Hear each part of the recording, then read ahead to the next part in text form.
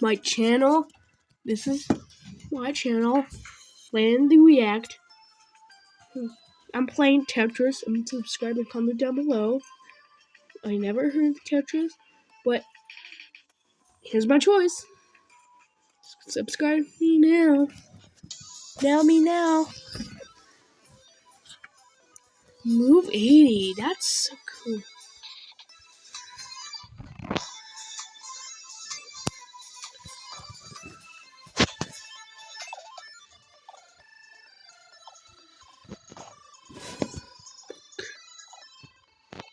My camera is slow. Why go?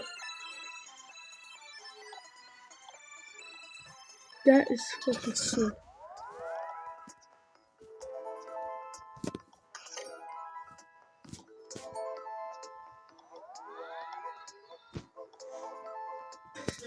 Whoa, slow.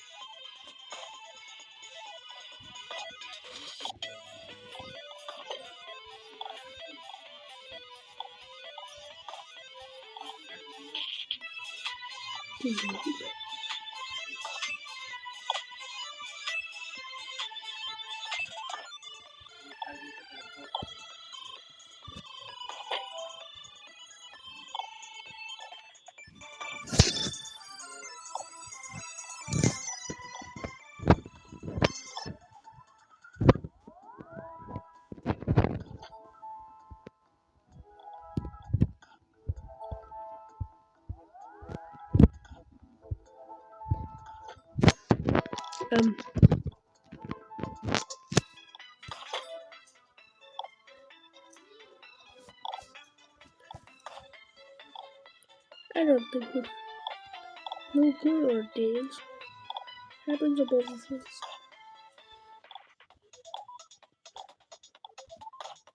To the knee.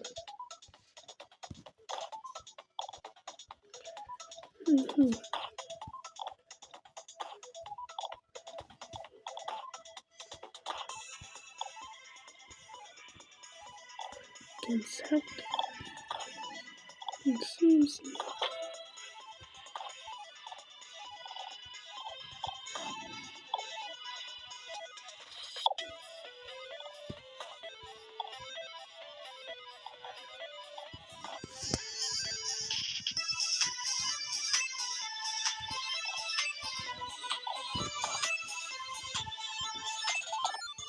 Any taxes, even if you hire a sitter for $50 a week. This seems complicated.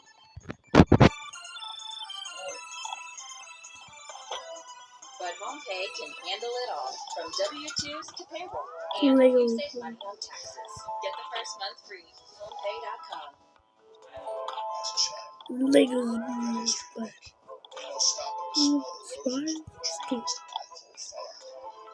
Change the whole game. Have a street, better yet a bridge named in honor of your achievement. Lego was born from fire and death, rising from the ashes to become the billion-dollar company it is today.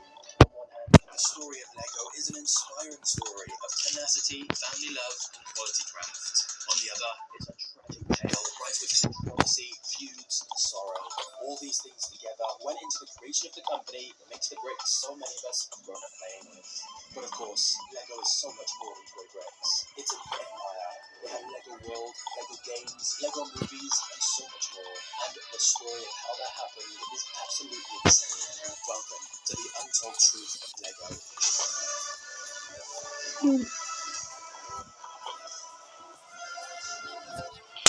Yes.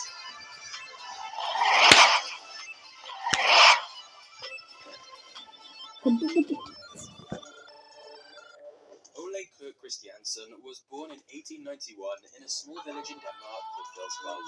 He was born to a very large but very poor family.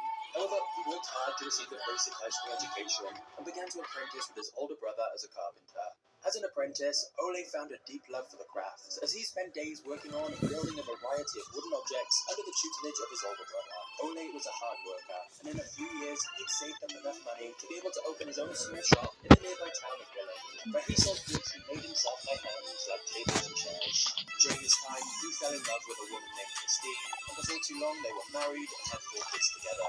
The family settled down in Billund, next to Ole's workshop, with the expectation of living their modest but happy life. Unfortunately, that would not be the case. In 1924, Ole's sons were playing with old wood shavings in the shop when they accidentally set those shavings ablaze. The fire quickly spread throughout the building, causing it, along with much of the supply, to go up in flames. By the time the fire was put out, the shop was a pile of ash and charcoal on the ground. Luckily, no one in the family was hurt, but the fire completely devastated the business. Ole would have to rebuild the shop himself, whilst making no money at all during that time. To make matters worse, the Great Depression hit Denmark in 1930, and so even once Ole's shop was rebuilt, he was still barely able to make enough money to put food on the table for his family. The final straw came in 1932, when Kirstine, Ole's beloved wife, passed away. He was now broke and alone, a single dad. He had no idea what to do or where to go.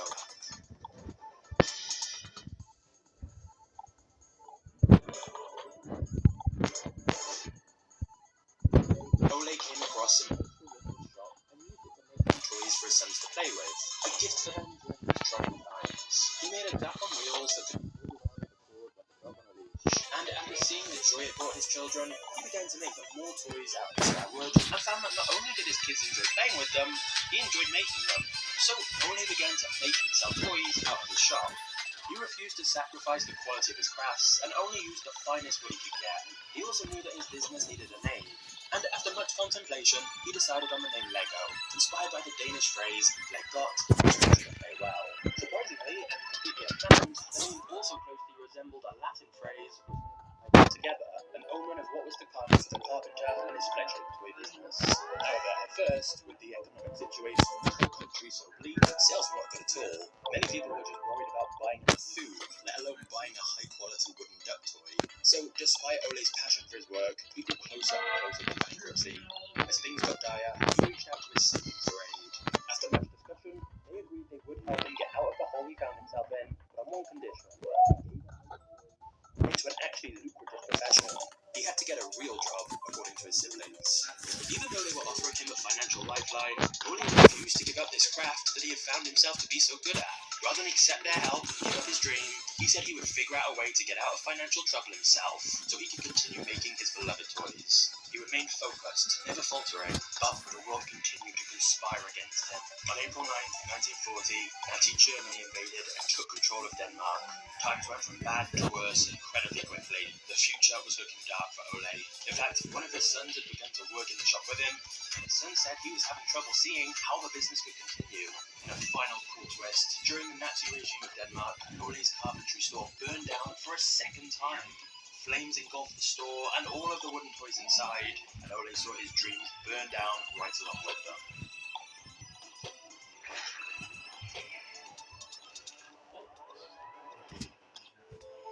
On May 4th, 1945, the Allies freed Denmark from the control of the Nazis.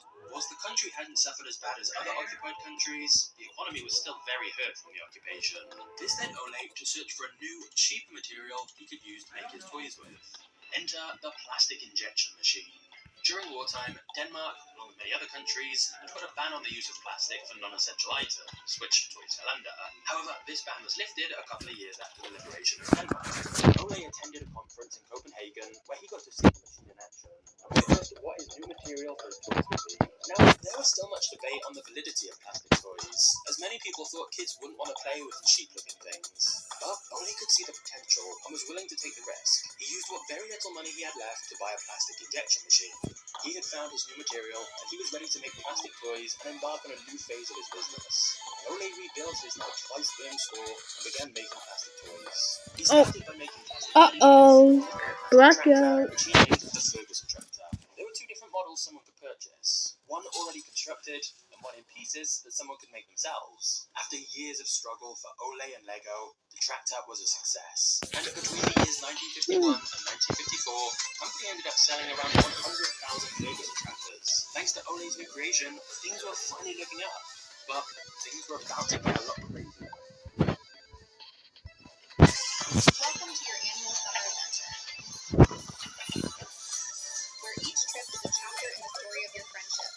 Pack your bags, join the adventure, and make it your own with personalized pieces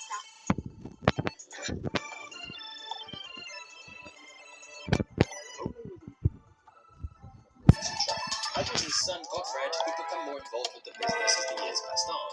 In fact, he was appointed junior manager at Lego by his father. Together, they brainstormed ways to elevate the company even further. And that's when Ole discovered Kiddicraft's self-locking building bricks. Small plastic bricks that could be stacked together to make new models. Ole immediately realized the potential such an idea had. The self-locking building bricks had been patented by Kiddicraft's owner, an English businessman named Hilary Page. But despite the patent, Lego still released its own bricks called automatic binding bricks. Now, there's a lot of dispute over if Lego stole the idea from Page and Kiddicraft. Lego claims that it had received permission to use the brick design as it saw fit. But those close to Page claim that the toymaker had no idea of Lego's existence, much less their usage of his design, before his death in 1957. Whatever the case may be, Lego ended up buying the design of Kiddicraft's self-locking building bricks in 1981 for £45,000 in an out-of-court settlement. Whatever the truth may be on whether or not Lego stole Kiddicraft's idea, what's clear is that relatively speaking, they bought the rights to it very cheaply. But anyway, back in the 50s, when Ole first discovered this design, he and his son Gottfried began focusing most of their attention on his bricks. They felt they could turn them into something more. At this point, their business was selling a variety of different toys. But Gottfried wanted to encourage more creativity within children. His mind whirred with ideas, and in 1955, he had his first breakthrough. Lego released the Systems in Play set, a townscape which kids could build using Lego's automatic binding bricks. This proved to be very successful. Ole was thankfully able to see the success his son was bringing to his business before his death in 1958. Gottfried was of course devastated by his father's passing. They had become so close whilst working on the business together, he vowed to continue his father's legacy. Following Ole's death, Gottfried was made CEO of Lego. However, soon after, complaints began coming in about the Systems in Play set that had been released, all saying that the bricks would not stay together and anything kids built was simply falling apart. Gottfried worked with his team to design a way that the Lego bricks would stick together so that children could make anything they wanted, but that would actually stay in position. They put pipes inside the bricks and studs on top, which would keep the bricks locked together as the studs and pipes were tightly wedged to one another. This was the introduction of the Lego brick as we know it today. With this update to the brick, Gottfried looked to the future. He wanted the bricks to work throughout time, so whatever bricks they may release later would work with what they were making now. He pledged that their new and improved design for the brick would never change, meaning they'd work with any future kits Lego released. Soon after reinventing the Lego brick, Lego re-released Systems in Play and began to release more sets, which were all very well received. The fact that the bricks could be assembled in basically any arrangement, and they were now sturdy enough to stay in place, all meant that Lego's bricks became the company's best-selling product by far. The business that a few decades earlier had burned to the ground and been barely able to stay afloat is now making really good money. Of course, you could say this success was built off the back of a stolen brick design from another company, but that's a bit of an oversimplification. It does seem that Lego took the brick design from someone else, but they also vastly improved the idea and made the product much better. But either way, if you thought it was all going to be plain sailing from here, think again. You see, even though Ole had passed away, it seemed as though his bad luck lived on, as another disaster was right around the corner. Before we get to the next chapter, a quick word from today's sponsor, Realpha. We've all heard about the benefits of investing in real estate, but it just seems so hard to get started. You normally need lots of cash up front, plus endless time spent searching, renovating, and managing properties. And with the vacation rental market valued at over $1.2 trillion, the everyday investor is craving a way into this lucrative industry. Fortunately, an innovative startup called Realpha is making it possible for the rest of us to get in on this massive market. As they're building a portfolio of vacation rentals, then letting users Too hard. owners of individual properties through their app. This thing is too hard. Realpha is enabling anyone to invest in Airbnb properties just like they buy a stock. In fact, Let's Realpha play. secured $200 million to start buying Man, I'm feeling retro today. vacation properties, which can earn up to 70% higher Man, I'm feeling retro today. Oh, guess what? Stitch of Rage. See the huge potential of this idea. You can now join the Alpha as a shareholder on the ground floor of their business and take a spot typically reserved for venture capitalists. This opportunity ends on 8th of December. Look involved in the company because it honored the store's humble beginnings. However, as is the recurring case with this family, things didn't end up going as planned. In 1960, Old Enemy the Flame Oh, hit South come on. One night, a bolt of lightning struck their factory, burning it down for the third time. After the workshop was Oh, come burnt down on. yet again, Godfrey made the controversial What is decision to stop wrong with making this wooden iPad? toys and focus purely on plastic. In particular, Royal their match. bricks. Play He thought now. the wooden toys must be cursed or something, and they didn't sell anywhere near as well as their new plastic bricks anyway. But this decision for Lego to stop producing wooden toys completely enraged his siblings, since that was the part of the business they worked on and they wanted to continue. Godfrey was the CEO though, Yeah. so his decision was final. Thus, Carl George and Gerhardt promptly quit Lego and decided to continue releasing their wooden toys under a new separate company called Biloflex, essentially now competing in the toy market against Lego with their own shop in Denmark. And thus, the business that felt the wooden toys must be cursed or something, and they didn't sell anywhere near as well as their new plastic bricks anyway. But this decision for Lego to stop producing wooden toys completely enraged his siblings, since that was the part of the business they worked on and they wanted to continue. Godfrey was the CEO though, so Yeah, his that was decision was well done. final. Thus, Carl George and Gerhardt promptly quit Lego and decided to continue releasing their wooden toys under a new separate company called Biloflex, essentially now competing in the toy market against Lego with their own shop in Denmark. And thus, the business that Ole had originally started because he wanted to make toys to keep his children happy. Yeah, he's ended up strong. becoming the family instead.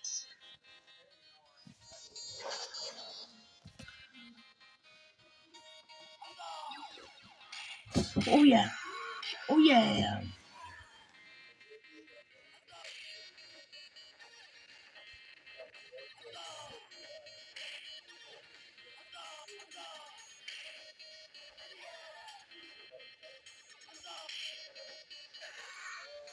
Yeah.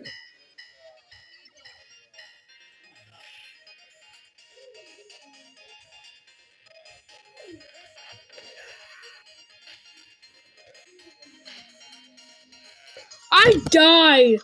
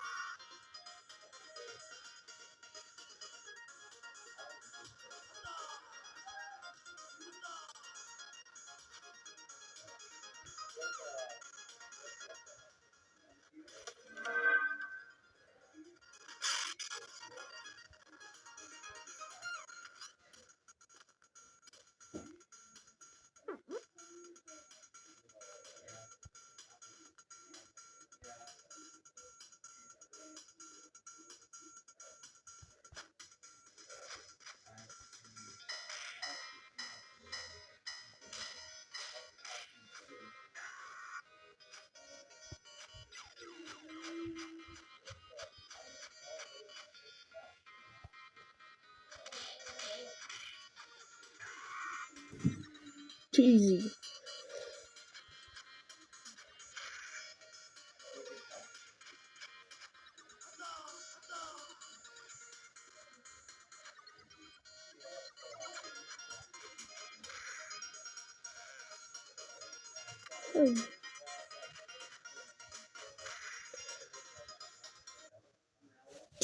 Too hard.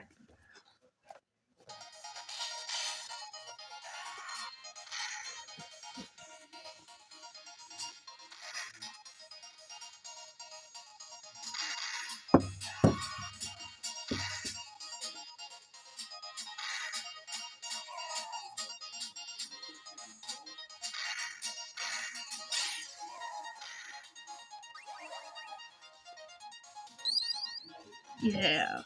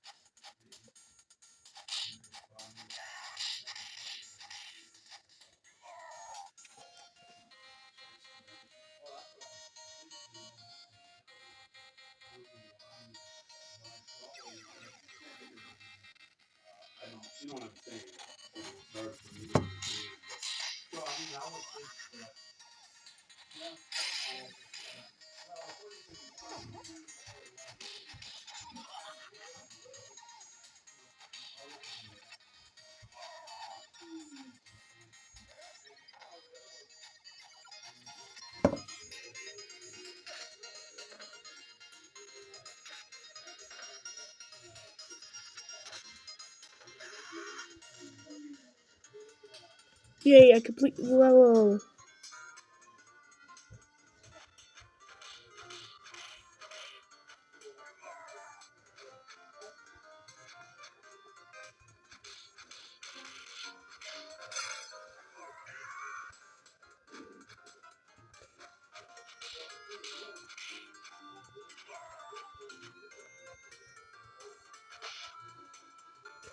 Dang it.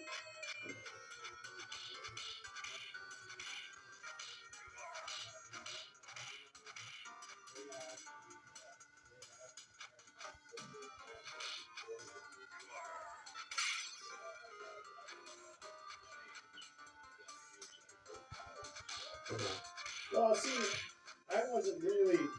I knew they were kind of heavy. See what happened was nobody really. Dead.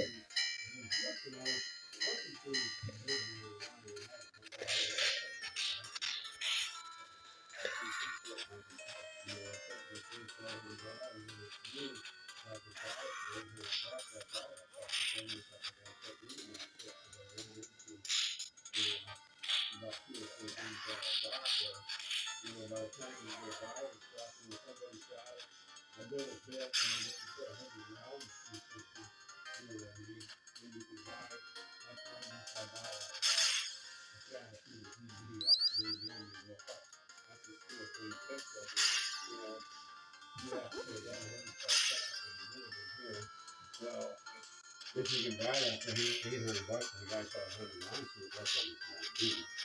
You know what I mean? And then, you know, well, then I like taking magnets and all this shit. And the group there for